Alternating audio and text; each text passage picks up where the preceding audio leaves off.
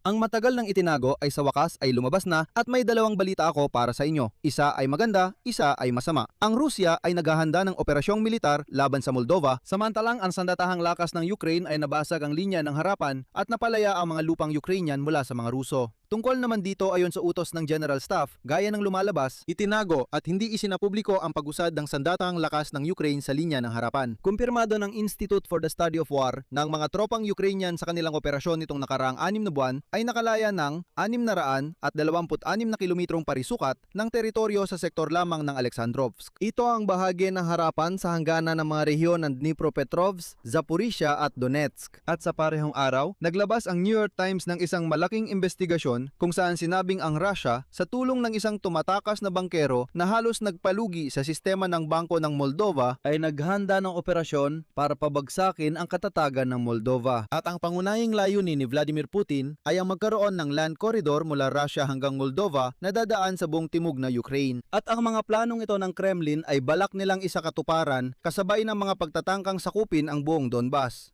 At dito lumalabas ang mga impormasyong mula sa loob na malapit ng ibunyag ng General Staff ang impormasyon tungkol sa pag-usad ng sandatahang lakas ng Ukraine sa sektor ng Liman. Kahit na ang lahat ng mapa, pati na ang deep state, ay hindi pa ito binabanggit na yon. Sa madaling salita, talakayin natin ang dalawang paksang ito sa iisang bahagi. Ako si Alexei Pechi. Bago tayo magsimula, hinihiling ko na mag-subscribe kayo sa YouTube channel na ito. Papalapit na tayo sa 300,000 na subscribers. Kaya magiging lubos akong nagpapasalamat sa bawat isa ninyong subscription. Kaya mga kaibigan, pakicheck ninyo ngayon kung nakasubscribe na kayo sa YouTube channel na ito. Kaya simulan natin sa sitwasyon sa harapan dahil may mga hindi inaasahang balita doon. Habang nakatutok ang lahat ng pansin sa mga long-range na pag-atake sa loob ng Russia, habang pinapanood nating lahat kung ano ang nangyayari, kung paano nasusunog ang mga bodega ng Wildberries at mga oil refinery. Sa Russia, nagbigay ang Institute for the Study of War ng konserbatibong pagtataya sa mga datos na inilabas ng pamunuan ng Ukraine. At partikular, opisyal na inihayag ng General Staff ng sandatahang lakas ng Ukraine ang pagpapalaya sa halos 700 katao, 50 kilometro kwadrado ng teritoryo at 26 na mga pamayanan sa nakalipas na 6 na buwan. At ngayon, na-verify ng Institute for the Study of War ang eksaktong 626 na kilometro kwadrado. Ayon din sa datos ng mga autoridad ng Ukraine, nagawa nilang linisin mula sa mga infiltrator na Ruso ang humigit kumulang 300 kilometro kwadrado sa likurang bahagi. At dito, nagiging pinaka-interesante. Ang proyektong Deep State ng Ukraine na sigurado akong sinusubaybayan ng bawat Ukrainian mula pa nung nagsimula ang digmaan, unang beses na ipinakita ang pag-usad ng sandatahang lakas ng Ukraine sa kanilang mapa kamakailan lang. Ayon sa kanila, dati hindi ito ginagawa dahil sa mga konsiderasyon sa seguridad. Mga 240 kilometro kwadrado ang tinukoy bilang ganap ng nasa kontrol ng Ukraine, habang ang natitira ay tinukoy bilang gray zone. Ibig sabihin, ang parehong proyekto na Deep State ay sinadyang hindi na-update ang mga mapa sa mahabang panahon dahil ang sandatahang lakas ng Ukraine ay abala noon sa masusing operasyon.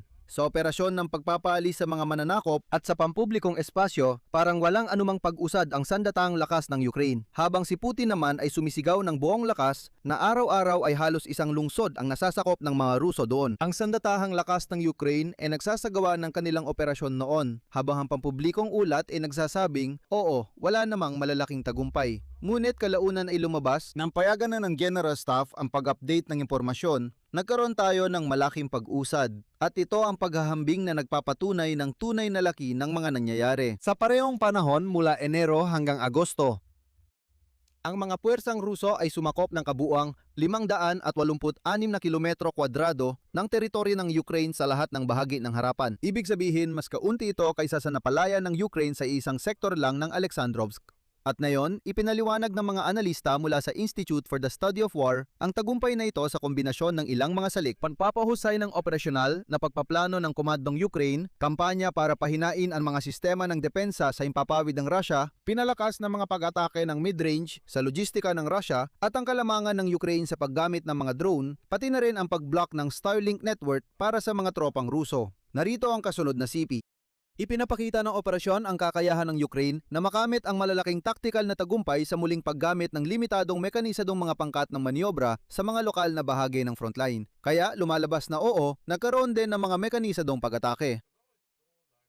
At dito lumitaw ang isang balita na mas lalo pang nakakaintriga. Sumulat ang Institute for the Study of War at ito ang kanilang sinabi, SIPE. Malapit nang alisin ng pamunuan ng Ukraine ang pagbabawal sa pagbabalita tungkol sa operasyon sa direksyon ng Liman. Ayon sa ilang ulat, naghahanda ang mga puwersa ng Ukraine na putulin ang nakausling bahaging kontrolado ng Russia sa hilaga ng lungsod. Ulitin natin, lag. Ang pagkaantala sa paglalatala ng mga datos tungkol sa tunay na sitwasyon sa linya ng labanan ay umaabot na siguro ng ilang linggo. Dati, isang araw lang ang delay natin. Ibig sabihin, ang mga nangyayari sa harapan sa amin bilang mga mamamahayag ay maaari naming iulat makalipas ang isang araw, minsan 2 araw pa. Siyempre, nakadepende ito sa sitwasyon sa lugar. Ngayon, mukhang nagpasya ang punong himpilan ng sandatang lakas ng Ukraina na mas pahabain pa ang pagkaantala bago ilathala ang impormasyon para hindi maistorbo ang mga operasyon ng sandatang lakas ng Ukraina sa linya ng labanan. Samantala, seryosong pinag-iisipan na ni Vladimir Putin ang pagsakop sa Moldova. Pero sa ngayon, hindi pa ito tungkol sa pagmartsa ng mga tangke, kundi isang pangmatagalang hybrid na operasyon. Sa listahan ng mga prioridad ng Kremlin, ang unang layunin ay ang pagsakop sa Ukraina at ang pangalawa ay ang pagkakaroon ng kontrol sa Moldova ayon sa New York Times. Ayon sa mga panayam sa mga aktivistang kumikilos ayon sa utos ng Moscow at mga mataas na opisyal ng intelligence ng Moldova, Europa at Estados Unidos. At sa pagsusuri ng libu-libong dokumento tungkol sa mga pagtatangka ng Russia na manipulahin ng mga halalan sa Moldova. Ayon sa mga source ng publikasyon, umaasa si Vladimir Putin na sakupin ang timog ng Ukraine upang makagawa ng isang land corridor na direktang mag-uugnay sa Russia at Moldova. Habang hindi pa ito nangyayari, ang operasyon laban sa makakanluraning pamahalaan ng Moldova ay pinangangasiwaan ng Deputy Chief ng Presidential Administration na si Sergei Kirienko. Isa sa kanyang mga katulton, si Ilan Shor, na hinatulan sa Moldova ng 15 taon sa kulungan dahil sa pag-organisa ng isang mapanlinlang na iskema na nagbigay daan noong 2014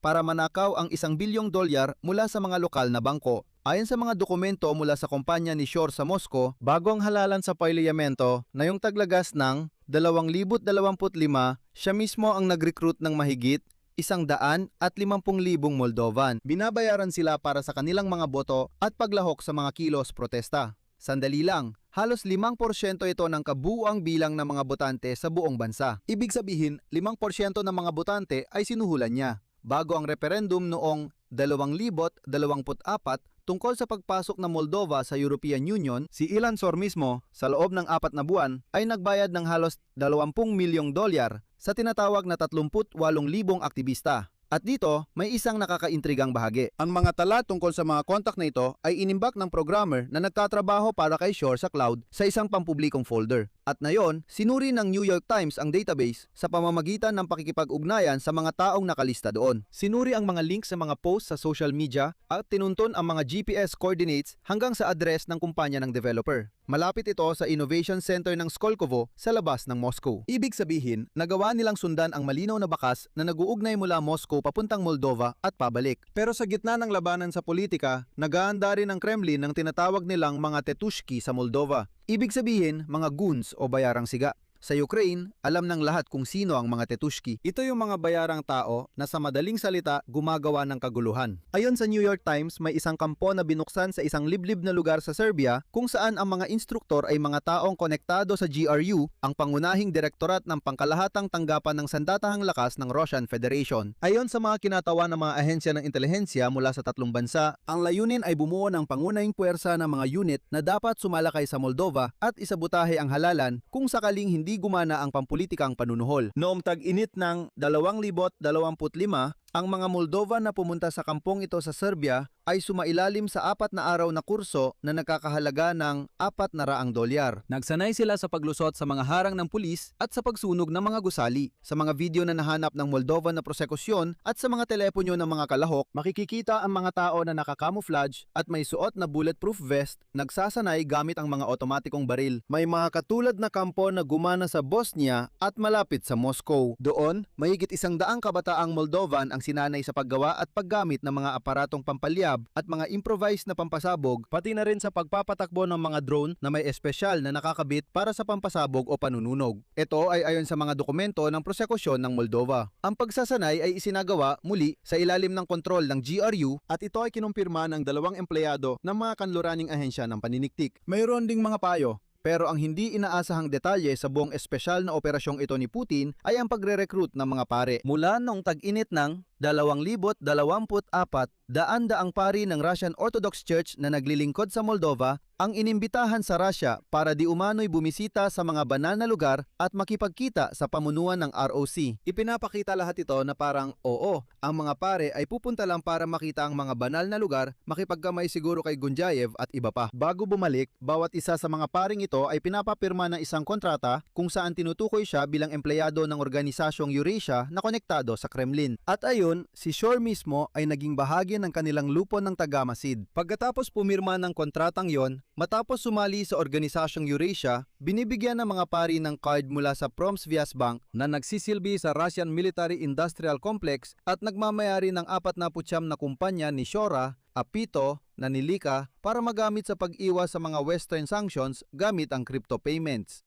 Para sa halagang humigit kumulang, $1,000, kailangang magsagawa ng mga pari ng kampanya sa kanilang mga parokyano laban sa pagpasok ng Moldova sa European Union. Kailangan daw ipaliwanag sa mga parokyano na hindi ito kalooban ng Diyos na mapasama ang Moldova sa European Union. Ngunit nangyari na ang ilan sa mga lumahok sa mga kursong ito sa Serbia ay nahuli na may mga aparatong pampalyab mismo sa araw ng halalan noong Setyembre 28, 2025 sa Moldova. Ang piskalya at mga ahensya ng batas sa Moldova ay kumilos ng perpekto.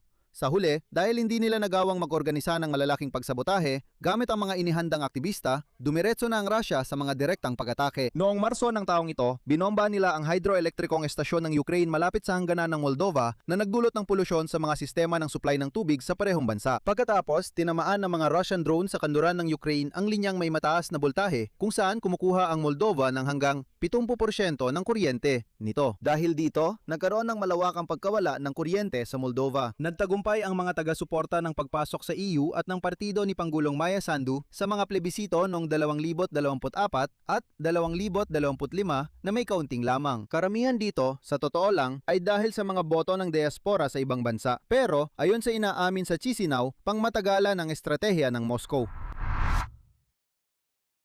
At ang huling detalye ngayong araw na nagpapakita ng presyo ng lahat ng tensyong ito para sa mismong Russia. Ang merkado ng stocks ng Russia ay nagtapos ng kalakalan nitong Biyernes na may pinakamalakas na intraday na pagbagsak mula noong Setyembre 26, 2022. Ibig sabihin, araw ng pag-anunsyo ng mobilisasyon sa Russia. Nawala sa Moscow Exchange Index ang 4.3% o 250 bilyong rubles kapag kinuwenta sa kapitalisasyon. Mula Miyerkules hanggang Biyernes, bumagsak ang index. Bumagsak ito ng halos 8.5% sa loob ng 3 araw, nawala ang kalahati ng paglago na naipon sa nakaraang 1.5 buwan. Direktang iniugnay ang pagbagsak sa mga pahayag ng pinuno ng Ministry ng Ugnayang Panlabas ng Russia na si Sergey Lavrov tungkol sa imposibilidad ng pagyelo ng digmaan laban sa Ukraine. At sa mga banta na mas mahigpit na paraan ng pagtugon sa mga pag-atake ng sandatahang lakas ng Ukraine at maging sa banta na atakiin ang Europa, pati na rin sa pagtanggi ng Ministry ng Ugnayang Panlabas ng Russia sa mungkahing tigil putukan ng Ukraine. Tungkol dito, sa totoo lang, naikwento ko na sa mga naunang episode, kaya kung hindi nyo pa napapanood, pumunta na kayo at panuurin ninyo. Gayunpaman, parami ng parami ang mga palatandaan na ang Russia ay talagang naghahanda ng mga operasyon sa Europa kahit na ito ay nagiging mas mahal para sa mismong Russia. Dito ko natatapusin. Ibahagi ninyo ang inyong opinyon at mga konklusyon sa mga komento sa ilalim ng episode na ito. Mag-subscribe kayo sa channel, pindutin ang kampanilya at huwag kalimutang mag-like. Yun lang po, ingatan ninyo ang inyong sarili. Paalam sa lahat, itutuloy pa.